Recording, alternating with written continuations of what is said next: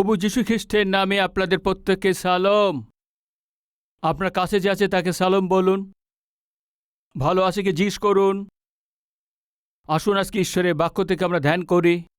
মথি লিখিত সুসমাচার 25 অধ্যায় 14, 15, 16, 17, 18 আর তারপরে 26 আর 27 পদে। যে কোনো ব্যক্তি বিদেশে যাইতেছেন, তিনি আপন দাসদিগকে ডাকিয়া নিজ সম্পত্তি তাহাদের হস্তে সমর্পণ করিলেন।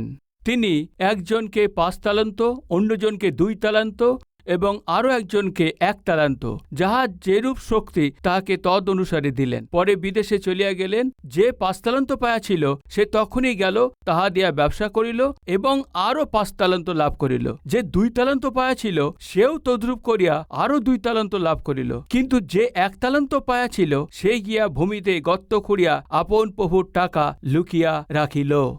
24 পদেতে। পরে যে 1 তালান্ত পায়া ছিল, সেও আসিয়া কহিল, প্রভু, আপনি জানিতাম আপনি কঠিন লোক, যেখানে বোনেন নাই সেইখানে কাটিয়া থাকেন, ও যেখানে ছড়ান নাই সেইখানে কুড়িয়া থাকেন। তাই আমি ভীত হইয়া গিয়া আপনার তালান্ত ভূমির মধ্যে লুকিয়া রাখিয়াছিলাম। দেখুন, আপনার যাহা আপনি পাইলেন। কিন্তু তাহার প্রভু উত্তর করিয়া তাহাকে কহিলেন, দুষ্ট অলস দাস, তুমি নাকি জানিতে আমি যেখানে বনে নাই সেইখানে কাটি এবং যেখানে ছড়াই নাই সেইখানে কোড়াই? তবে পোদ্দারদের হাতে আমার টাকা রাখিয়া দেওয়া তোমার উচিত ছিল। তাহা কইলে আমি আসিয়া আমার যাহা যা সুদের সহিত পাইতাম। অতএব তোমরা ইহা নিকট হইতে এই তালান্ত লও এবং যাহা 10 তালান্ত আছে তাহাকে দাও। কেননা যে কেউ ব্যক্তির নিকটে আছে তাহাকে দত্ত হইবে, তাহাতে তাহার বাহুল্য হইবে, কিন্তু যাহার নাই তাহা যাহা আছে তাহাও তার নিকট হইতে নিত হইবে। আর তোমরা এই অনুপযোগী দাসকে বাহিরে অন্ধকারে ফেলিয়া দাও, সেই স্থানে রোদন ও দন্তঘর্ষণ হইবে। ভাই, আজকে আমরা দেখব যেন অলস না হই। একদিন একটা বোন মারা গেছে। মৃত্যুর পরে এক স্থানে গিয়েছে। স্বর্গে যাওয়ার জন্য সিঁড়ি ছিল, আর সে স্বর্গেতে ঈশ্বর আছেন। কন্যা, আমার কাছে আসো বলতেই ও কি বলেছেন জানেন কি? প্রভু, আমার এই সিঁড়ি চড়া একদম পছন্দ নয়। সিঁড়ি দিয়ে ওঠার পর তারপরে নামা খুবই সহজ আছে। এই জন্য যখন ও বলছিল, হে কন্যা, তুমি বলছো সিঁড়ি চড়ে উপরে আসা মুশকিল হচ্ছে আর সিঁড়ি দিয়ে নিচে নেওয়া খুব সহজ আছে, সেটা তোমারই ইচ্ছা। তুমি সিঁড়ি চড়ে উপরে আসতে পারো, আর সহজ আছে এইভাবে সিঁড়ি চড়ে নিচে যাব, এটা তোমার ইচ্ছা আছে। প্রভু, উপরে মুশকিল করে আসা চেয়ে ভালো আরাম করে নিচে যাবা ভালো, পাই না প্রভু? আমি নিচে যাব বলতে বললেন, যাও কন্যা যাও, ওখান দিয়ে নিচে যাওয়া খুবই সহজ আছে, আরাম আছে। এইভাবে যখন ও নিচে যাচ্ছে, ওখান থেকে একটা সুন্দর রাস্তা ছিল, প্রবেশ দরজাও ছিল। ওখানে এইভাবে লেখা ছিল, কি আছে জানেন? নরকে আপনার স্বাগতম। এভাবে লেখা আছে। কি লেখা আছে? নরকে আপনার স্বাগতম। প্রিয় ভাই ও বোন, ওর সমস্যা কি আছে? অলস ছিল। উপরে উঠতে গেলে পরিশ্রম করতে হবে, সিঁড়ি চড়ে উপরে যেতে গেলে পরিশ্রম করতে হবে। ও পরিশ্রম করতে জানে না। ও সুখ পাওয়ার অভ্যাস হয়ে গিয়েছিল। ও সুখ পাওয়ার জন্যে ও কি হারিয়ে দিয়েছেন? শেষে স্বর্গ হারিয়ে ফেলেছেন, আর লাস্টে সে নরকের দিকে নেমে গেছে। একজন প্রভু তার দাসদের ডেকে একজনকে 5 তালান্ত, একজনকে 2 তালান্ত, একজনকে 1 তালান্ত এভাবে দিয়ে, আমি যে তোমাদের তালান্ত দিয়েছি এটা তোমরা ব্যবহার করে আরও তোমরা উপার্জন করো, এই বলে বিদেশে চলে গেছে। কিছু সময় পর প্রভু আবার ফিরে এসছেন, দিয়ে গেছেন, সে তার বিষয়ে তারা হিসাব চাইছেন। যাকে 5 তালান্ত দিয়েছিল সে আরও 5 তালান্ত উপার্জন করেছেন। তখন তার প্রভু তাকে বললেন, তুমি অনেক ধন্য, ভালো আর বিশ্বাসযোগ্য দাস। যে দাস উপার্জন করেছেন আর পরিশ্রম করে কাজ করেছেন, দিয়ে যাওয়া তালান্তকে ডবল করার জন্য প্রভু অনেক খুশি হয়েছেন। আর যে 2 তালান্ত পেরেছিল সেও নিজের তালান্তকে দুগুণ করেছেন। তার প্রভু তার জন্য খুশি হয়েছেন। তৃতীয় ব্যক্তি অলস ছিলেন। যে তালান্ত তাকে দিয়েছেন, কঠিন পরিশ্রম করে ও দুগুণ করতে পারেননি, আরও মাটিতে লুকিয়ে রেখেছিল। আর যখন তার প্রভু ফিরে এসছে, তুমি কি করেছো তালান্ত নিয়ে বলতেই আপনি কঠিন আছেন, এই জন্য তোমার তালন্ত লুকিয়ে রেখেছিলাম, এই নাও আপনার তালন্ত। এই করে সে তালন্ত তার প্রভুকে ফিরিয়ে দিয়েছেন। তখন প্রভু কি বলেছেন জানেন কি? হে দুষ্টু আর অলস দাস, এই বলে তাকে শুধু ধমক দেওয়া নয়, একে নিয়ে গিয়ে কোথায় ফেলে দিতে বললেন? অগ্নির মধ্যে ফেলে দাও, ফেলে দাও, এ নরকের যোগ্য আছে। এই বলে ওকে নরকে ফেলে দিয়েছেন। আর যখন প্রভু ফিরে এসছেন, যে দাস পরিশ্রম করে দুগুণ করেছিলেন তাকে ধন্য বললেন। বাইবেল বলে সেই স্বামী কে ছিল? সমস্ত সৃষ্টির ওপরে যিনি শাসন করছেন সেই প্রভু যীশু খ্রিস্ট, তিনি স্বামী ছিলেন। ওই প্রভু আসছে কি? হ্যাঁ, ইয়েস বলছে, বাইবেল বলছে প্রভু আসছেন, শীঘ্রই আসছেন। আসার পরে কি করবেন? পরিশ্রম যারা করছে প্রত্যেককেই দেখবেন, পরিশ্রম করছে প্রত্যেককেই সেই প্রতিফল দেবে, তারা দেখবেও। আর অলসদেরকেও দেখবে। দয়া করে ধ্যান দিন, যখন প্রভু এসছেন, ওই দাসের মধ্যে যে একটা স্বভাব দেখা গেছে, ও কিন্তু যে চোর ছিল না, ঠকবাজ নয়, ব্যভিচারী নয়, আঘাত দেওয়ার লোক নয়, তবে কে আছে? অলস ছিলেন। মানে যখন এই যীশু খ্রিস্ট এই জগতে আসবেন, মানুষদের মধ্যে সবচেয়ে মন্দ গুণ যেটা দেখা যায় সেটা সেই আছে, সে হচ্ছে অলসতা। শুনছেন কি প্রিয় ভাই ও বোন? যীশু খ্রিস্ট যখন মধ্য আকাশ দিয়ে আসবেন, তখন মানুষদের মধ্যে যেটা দেখা যাবে, যে মানুষদেরকে নষ্ট করবে তারা কে আছে জানেন কি? অলস মানুষ। ঈশ্বর আপনাকে ভালো স্বাস্থ্য দিয়েছেন, গুণ দিয়েছেন, ভালো শক্তি দিয়েছেন। ঈশ্বর আপনাকে জীবন দিয়েছেন, আপনার জন্য প্রাণ দিয়েছেন, পরিশ্রম করার স্বভাব দিয়েছেন, পরিশ্রম করে কাজ করার জন্য ঈশ্বর আপনাকে শক্তি দিয়েছেন। ঈশ্বর যে দিয়েছেন সে স্বাস্থ্যবাদী, আপনি কি করছেন? ঈশ্বরের দেওয়া শক্তি দিয়ে আপনি কি করছেন? ঈশ্বর যে আপনাকে দিয়েছে সে আত্মার ফল দিয়ে একবার দেখুন, আপনি ভেবে দেখুন। ঈশ্বর আপনাকে যা দিয়েছেন সব কিছু দিয়ে ঈশ্বর হিসেব চাইবেন। যে ব্যক্তিকে 5 তালান্ত দিয়েছিলেন তাকে জিজ্ঞেস করেছে, 5 তালান্ত দিয়ে কি করেছ? প্রভু, আমি কঠিন পরিশ্রম করেছি, প্রতিফল নিয়ে এসছি। আপনার 5 তালান্ত দিয়ে আমি আরও 5 তালান্ত নিয়ে এসছি। প্রভু অনেক খুশি হয়েছেন। হে ধন্য আর ভালো বিশ্বস্ত দাস, 10 নগরের উপরে তুমি দায়িত্ব নাও, প্রমোশন দিয়েছেন। কিন্তু শেষ ব্যক্তি কি করেছেন? পরিশ্রম করেননি, কেননা সুখ পাওয়ার অভ্যাস করে ফেলেছিল। আর সুখের আর আরামের আর সুখ ভোগের অভ্যাস করে ফেলেছিল। পরিশ্রম করছিলেন না, পরিশ্রম করছেন না, কাজও করছেন না। আর নিচে কি লেখা আছে আপনি পড়েছেন? অযোগ্য দাস, কোনো কিছুর কাজের নয়। আমাদের মধ্যে কেউ আছেন কি যে কোনো কাজের নয়? সবসময় বলি, আবার বলছি, যে কাজের আছে, বলুন কি আছে? সে কাজে লাগে। যে অযোগ্য আছে ও কোনো কাজে লাগে না। আজকে আপনি কে আছেন? যদি আপনি কাজের লোক তো হ্যাঁ, কাজ করবেন। আর যদি অযোগ্য হন তো কোনো কাজের নয়।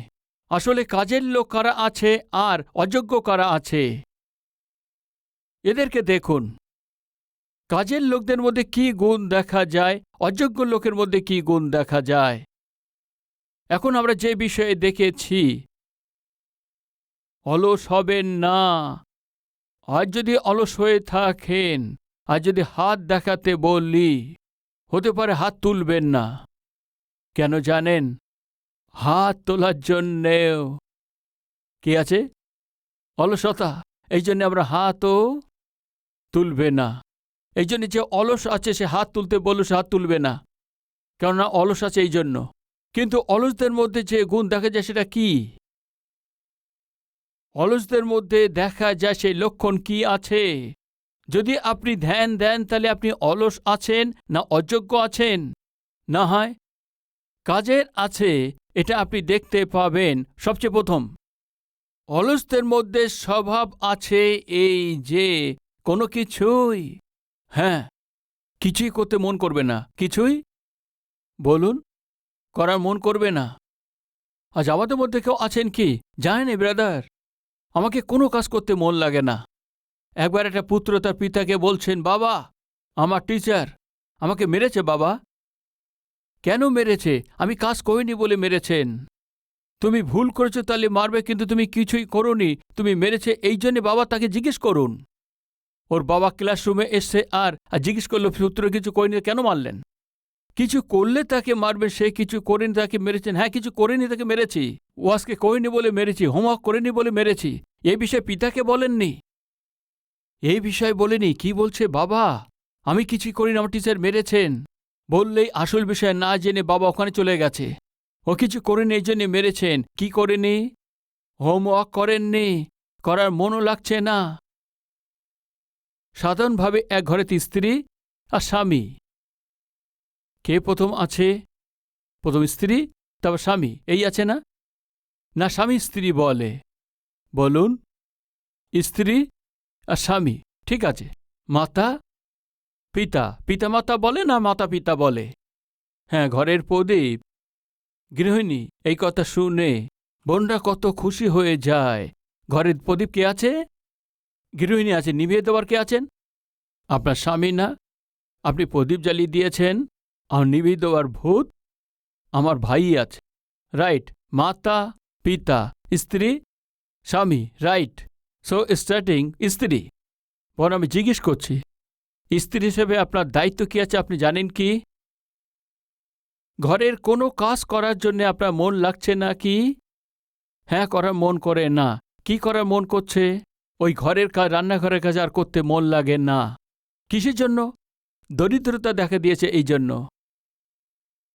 আজ আমাদের মধ্যে যে কেউ হোক, যদি ঘরের কোনো কাজ করার মন লাগছে না, ঘরের কাজ, রান্নাঘরের কাজ করার মন লাগছে না, ঘর পরিষ্কার করার মনও লাগছে না, কাপড় ধুয়ে আনার মন লাগছে না, তবে শুনুন, দরিদ্রতা আসবে। দরিদ্রতা, কাজ করার মন লাগছে না, কাজে যাবার মন লাগছে না। অনেক বোনরা এসে বলেন, ফাস্টারবাবু আমার স্বামী একদিন কাজে গেলে 4 দিন ঘরে এসে শুয়ে থাকেন, খায় আর শুয়ে পড়েন, খায় আর শুয়ে পড়েন, সবসময় সে ফোন দেখেন। শুনুন, আপনি অলস আছেন, এই জন্য আপনার চাকরি করার মন লাগে না, কাজ করার মন লাগে না, এই জন্য আপনার চাকরিতে যেতেও মন লাগে না। তাহলে আপনার স্ত্রী সন্তানকে কে দেখবে? ওদের জীবনে সে ওদের পড়াশোনার বিষয় হতে পারে, উজ্জ্বল ভবিষ্যতের জন্য কে করবে? আজ আমাদের মধ্যে কিছু গৃহিণীদের কাজ করতে মন লাগে না, ঘরের কাজকর্ম করতে মন লাগে না, রান্নাঘরের কাজকর্ম করতে মন লাগে না, পরিবারের কাজকর্ম করতে মন লাগে না। কিসের জন্য? অলসতার জন্য। দরিদ্রতা চলে এসছে। কি আছে ওই দরিদ্রতা? বলুন, অলসতা। কিছু লোকরা এই অলসতাকে অদ্ভুত নাম রেখেছেন। সবার বিষয় নয়, কিছু লোকদের জন্য।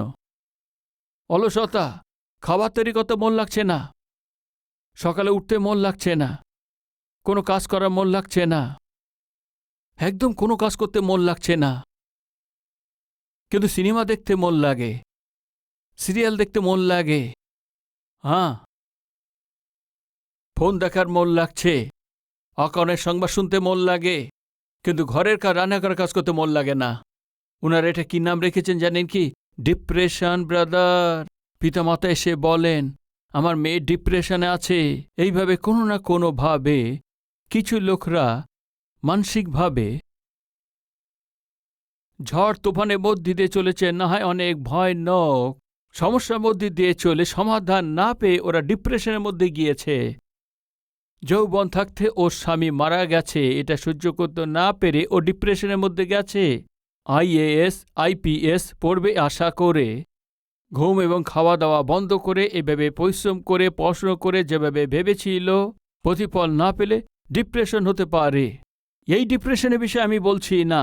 ঘরের কাজের মন লাগছে না, চাকরিতে যাবার মন লাগছে না, পরিশ্রম করে না করার, আমার পুত্র ডিপ্রেশনের মধ্যে আছে। এটা ডিপ্রেশন নয়, ওটা কি আছে বলুন? অলস। প্রিয় যুবক ভাইরা, পড়াশুনো করছো কি? পড়াশুনো করছো, অথচ পড়াশুনো করতে মন লাগছে নাকি? হোমওয়ার্ক করার মন লাগছে না, স্কুলে যাওয়ার জন্য মন লাগছে না, কলেজে যাওয়ার জন্য মন চাইছে না। কারণ জানেন কি? অলস। আমার কাছে সন্তানদের নিয়ে আসে আর বলে, পাস্টারবাবু আমার সন্তানের একদম স্কুলে যাবার মন নেই, স্কুল যেতে বললে সে কাঁদে, এখন থেকে শুরু হয়ে গেছে ওর। কি বলুন? অলসতা। সন্তানদের নিশ্চয়ই স্কুলে যেতে হবে আর আপনি তাদেরকে পাঠাবেন। ছোটবেলাতেও স্কুলে যাবে না, বড় হলে কলেজে যাবে না, আর যদিও জেদ করছে তো তাহলে অলস হয়ে গেছে।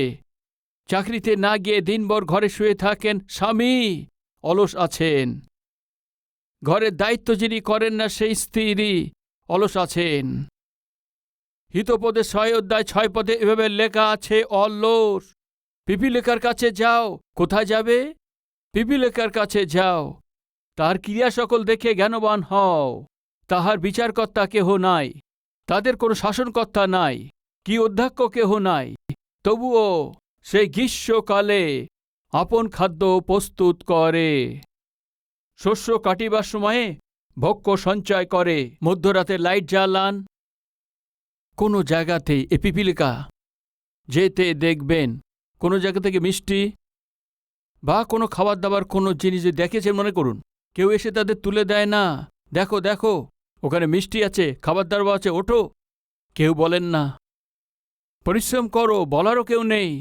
কাজেতে যাও, কেউ তাদের বলে না। পরিশ্রম করো, কেউ তাদের বলে না। আমাদের মধ্যে কিছু লোকদেরকে পিছন দিয়ে ধাক্কা না দিলে সে করে না।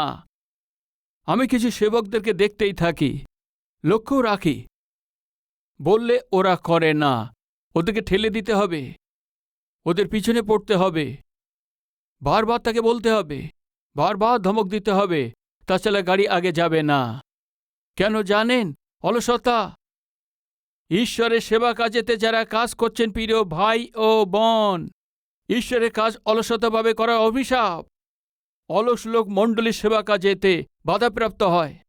এমনই যে স্বামী আর স্ত্রী আর সন্তান অলস আছে, এ পরিবারের জন্য অভিশাপ হয়ে দাঁড়ায়।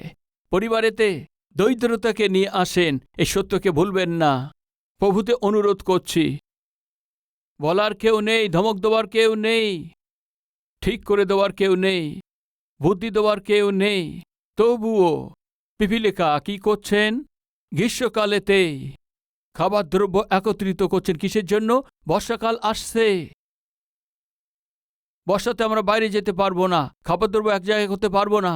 এই জন্য গ্রীষ্মকালেতেই দিন রাত মিলে খাবার দ্রব্য তো এক জায়গায় করব। এইভাবে পিপীলিকা রাত দিন পরিশ্রম করছেন। আপনার বিষয় কি আছে? কাজ করার মন লাগছে না, দরিদ্র হয়ে যাবেন। কিভাবে পড়বেন আসুন। হিতোপদেশ 6 অধ্যায়ে, তুমি পিপীলিকার কাছে যাও। হে অলস, তুমি কতকাল শুইয়া থাকিবে? কখন নিদ্রা হইতে উঠিবে? আর একটু নিদ্রা, আর একটু তন্তরা, আর একটু শুইয়া হস্ত জড়সড় করিব। তাই তোমার দরিদ্রতা দস্যুর ন্যায় আসিবে, তোমার দৈন্য দশা ঢালের ন্যায় আসিবে। পরার পোশাক থাকবে না, খাবার জিনিসপত্র থাকবে না, থাকার ঘরও থাকবে না। দরিদ্রতা চলে আসবে।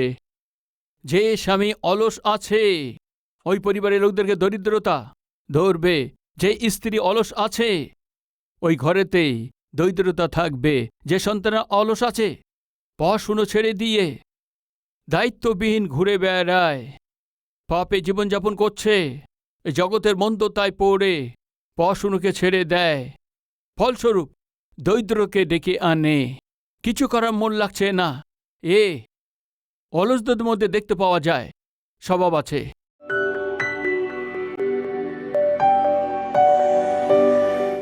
মহান পবিত্র ঈশ্বর পিতা, আমরা যখনই আপনার উপস্থিতিতে আসি, আমাদের জীবনে ব্যক্তিগত দুর্বলতাকে আপনি দেখান আর ঠিক করে দেন।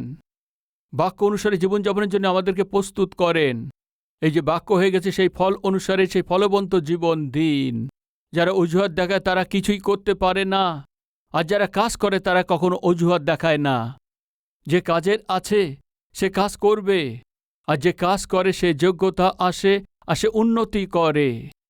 আমাদের পরিশ্রম করে কাজ করার সৌভাগ্য দিন পিতা, যীশু খ্রিস্টের নামে চাইছি পিতা, আমেন।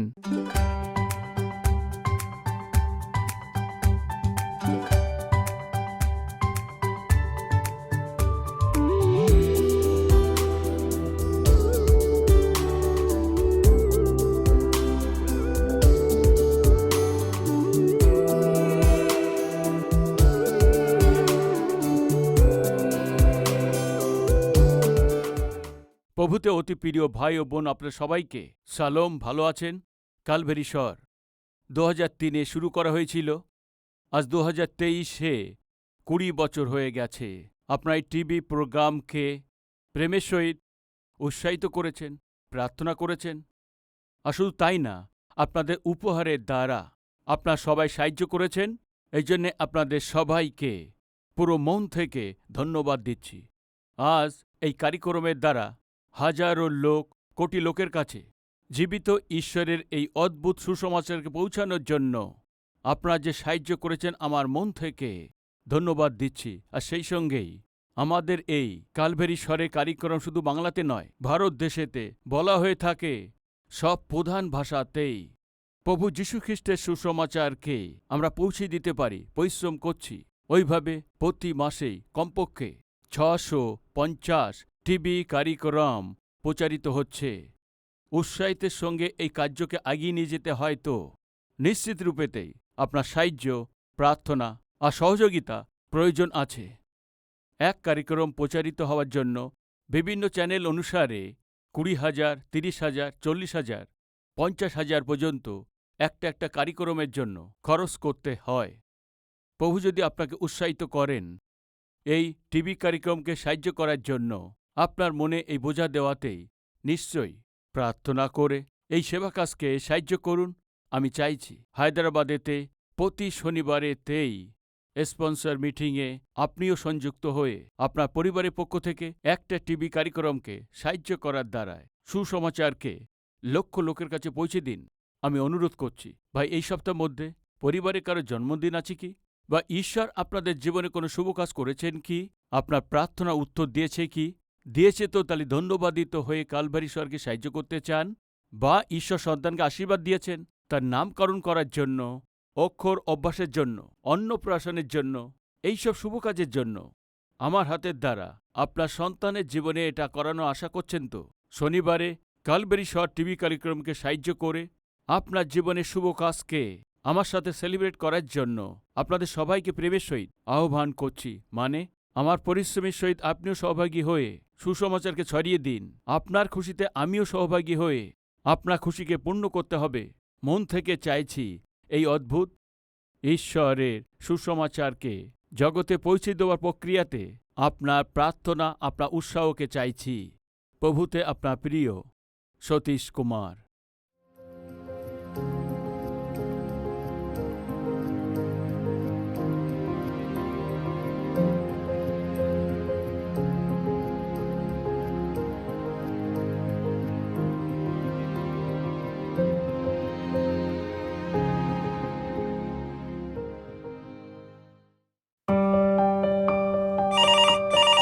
সালোম।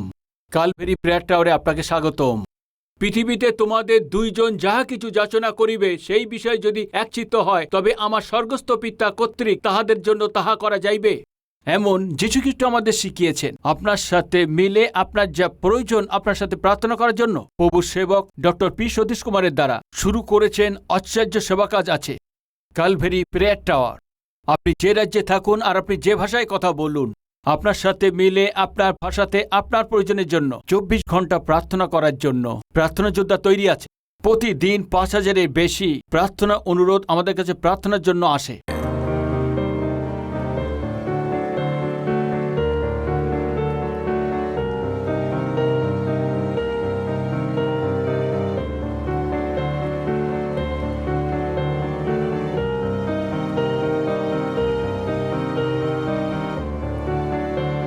প্রভুর সেবক প্রার্থনা করেন, প্রার্থনা যোদ্ধা প্রার্থনা করেন, পুরো মণ্ডলী মিলে প্রার্থনা করে থাকেন। প্রভু আশ্চর্য কাজ করছেন। আজ যদি আপনার প্রার্থনা প্রয়োজন থাকে, স্ক্রিনে দেখতে পাচ্ছেন ওই নাম্বারে আপনি কল করুন। আমাদের প্রার্থনা যোদ্ধার সাথে আপনি প্রার্থনা করুন আর আপনি প্রভু থেকে উত্তর পান। প্রার্থনা প্রয়োজনের জন্য আমাদের যোগাযোগের নাম্বার আছে।